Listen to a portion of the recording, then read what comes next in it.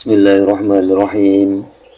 Wa an ibni Abbasin radhiyallahu anhuma qala Rasulullah sallallahu alaihi wasallam umirtu an asjuda ala sab'ati a'dhumin ala al-jabhati wa asyara biyadihi ila anfihi wal yadaini wa rukbataini wa atrafil qadamaini muttafaqun alaihi. Wa an ibni Abbasin lan kacerita saking Ibnu Abbas radhiyallahu muga-muga ngrindani Allah sapa Allah anhuma ing Ibnu lan Abbas. Qala matur sapa Ibnu Abbas, qala dawu sapa Rasulullah sallallahu alaihi wasallam, Rasulullah sallallahu alaihi wasallam. Salamu ki para rahmat ta'lim. Allahu sapa Allah alaihi ing atase Rasulullah. Wassalama lan rahmat keselamatan.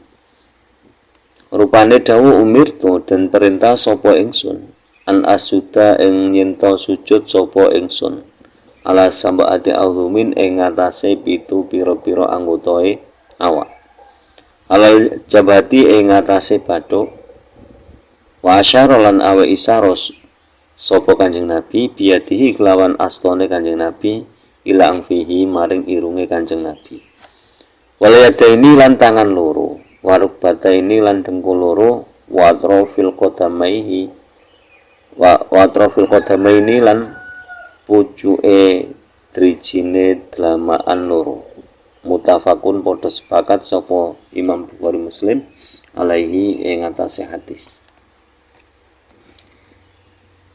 Dari hadis ini yaitu hadis riwayat Imam Bukhari Muslim dari Ibnu Abbas radhiyallahu anhuma yang berkata bahwa Rasulullah Shallallahu Alaihi Wasallam bersabda. Jadi Rasulullah saya diperintahkan agar ketika sujud itu dengan menggunakan 7 anggota tubuh. Jadi yang perlu diingat 7 anggota tubuh ketika sujud. Yang pertama apa? Yang pertama kening. Jadi kening itu harus nempel ke tanah. Selain kening, itu juga hidung juga harus nempel ke tanah. Karena hadis ini wa asyara biyadihi ila anfihi. Jadi kening sama hidung yang nempel ke tanah. Wal yadaini. Terus selanjutnya dengan kedua tangan. Jadi dengan telapak tangan. Bukan terus sikunya ikut nempel ke lantai, tidak boleh. Jadi hanya telapak tangan. Jadi wal yadaini itu yang dimaksud adalah kedua telapak tangan. Kenapa kok menggunakan kalimat yadaini? Karena itu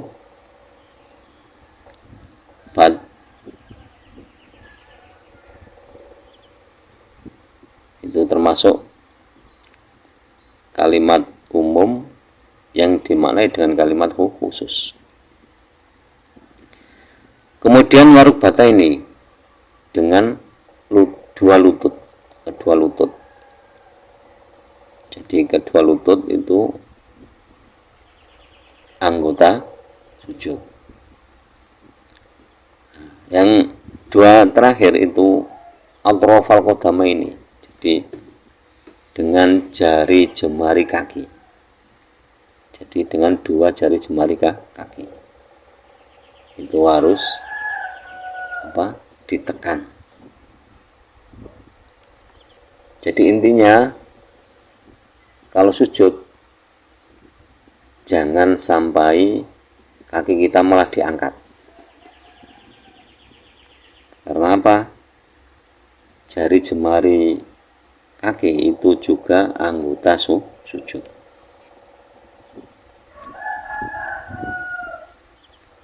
Wa ibnu Buhainata radhiyallahu anhu anna Nabiya sallallahu alaihi wasallam kana idza shalla faraja baina yadayhi hatta yabdu bayadu ibtaihi muttafaqun alaihi. Wa ibnu Buhainata lan kacerita saking Ibnu Buhaina radhiyallahu muga-muga ngrindani Allah sapa Allah anhu ing Ibnu Buhaina anna Nabiya sallallahu alaihi wasallam satuhune Kanjeng Nabi Muhammad sallallahu alaihi wasallam Salam muga paring rahmat ta'zim Allah sapa Allah alaihi ing atase Kanjeng Nabi. Wassalama lan rahmat keselamatan. Iku kana ana sapa Kanjeng Nabi. Iku ila sholat nalikane salat sapa Kanjeng Nabi.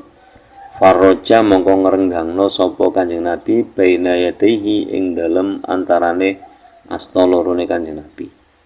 Hatayabdu sehingga ketinggal. Apa bayadu ibtaihi putiye keleke Kanjeng Nabi. Mutafakun padha sepakat sapa Imam Bukhari Muslim alaihi ing atase hadis. Jadi hadis dari Imam Bukhari Muslim meriwayatkan dari sahabat Ibnu Buhainah bahwa ketika Nabi Muhammad SAW sholat itu tangannya direnggangkan. Jadi tangannya ketika sujud itu direnggangkan sampai kelihatan ketiaknya. Itu berarti otomatis tangan tidak menempel ke tubuh, juga tidak menempel ke tanah.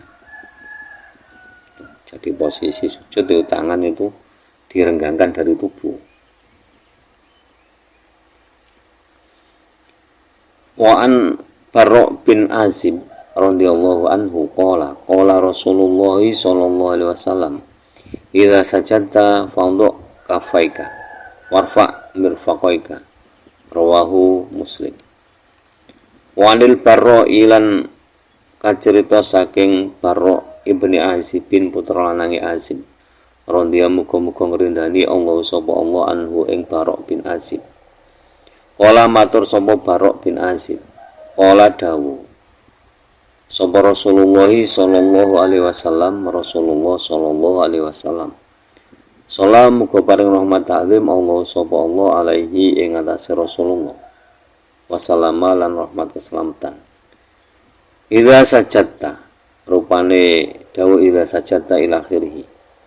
Idza sajadta nalikane sujud sira fanduk mongko ndeleo sira kafaika ing epek-epek loro sira. Warfa lan ngangkat sira mirfaqaika ing sikut loro sira. Rawang riwayatake ing hadis Muslimun sapa Imam Muslim. Nah, hadis ini menekankan hadis sebelumnya bahwa ketika sujud itu siku jangan sampai nempel ke lantai. Jadi siku harus diangkat. Yang nempel itu cuma kedua telapak tangan. Wa an Wa'il bin Hujrin radhiyallahu anhu anna Nabiyya sallallahu alaihi wasallam kana idza raka'a farraja baina sabihi wa idza sajada dhamma sabihu wa rawahul Hakim. Wa an Wa'il bin Hujrin lan kacerit saking Wa'il bin Hujrin radhiyallahu muga-muga ngrindani Allah sapa Allah anhu ing Wa'il bin Hujrin. Ana Nabiyya sallallahu alaihi wasallam satuhune Kanjeng Nabi Muhammad sallallahu alaihi wasallam iku kana ana sapa Kanjeng Nabi iku idza raka'a nalikane rukuk sapa Kanjeng Nabi faraja mongko ngrenggangake sapa Kanjeng Nabi baina sabihi ing dalem antarane pira-pira drijine astane Kanjeng Nabi.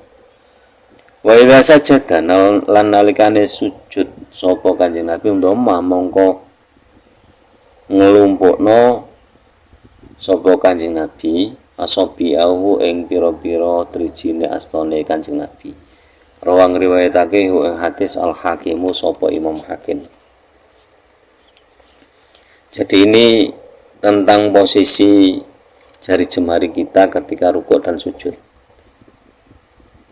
Jadi ketika rukuk itu jari jemari direnggangkan, sedangkan ketika sujud jari jemari dikumpulkan, jadi dirapatkan. Wa an Aisyah radhiyallahu anha qalat ra'aitu Rasulullah sallallahu alaihi wasallam yusalli mutarabbian rawahu an-Nasa'i wa sahahahu Ibnu Khuzaimah. Wa an Aisyah lan kacerita saking Ibunda Aisyah radhiyallahu muga-muga ngrindani Allah sapa Allah anha ing Ibunda Aisyah. Qalat matur sapa Ibunda Aisyah, ra'aitu ningali sapa ingsun Rasulullah sallallahu alaihi wasallam ing Rasulullah sallallahu alaihi wasallam. Salam mugi paring rahmat ta'zim Allah sapa Allah alaihi ing atase Rasulullah. Wassalamu lan rahmat keselamatan. Yusolli salat sapa Rasulullah mutarabbian hale lungguh sila.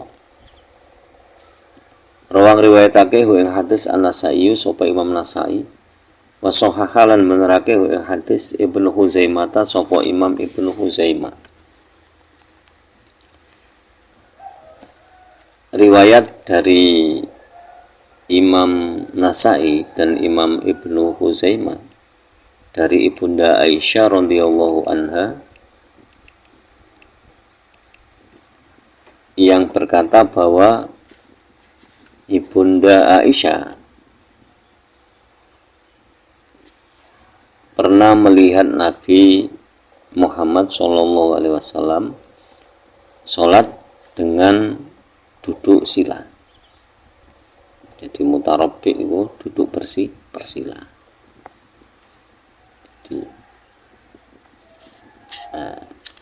tafsiran dari hadis ini itu kenapa kok sampai duduk sila itu karena Nabi ketika turun dari kendaraan. Jadi melanjutkan sholat di kendaraan tadi, melanjutkan sholat. Jadi demikian, kurang lebihnya mohon maaf.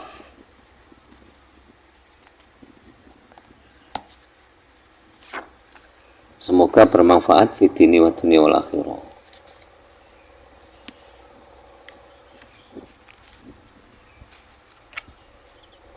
Wallahu alam bisawab. Allahu wa rasuluhu alam. Ihdinas siratal mustaqim. Wallahul muwaffiq ila aqwamit thoriq. Wassalamualaikum warahmatullahi wabarakatuh.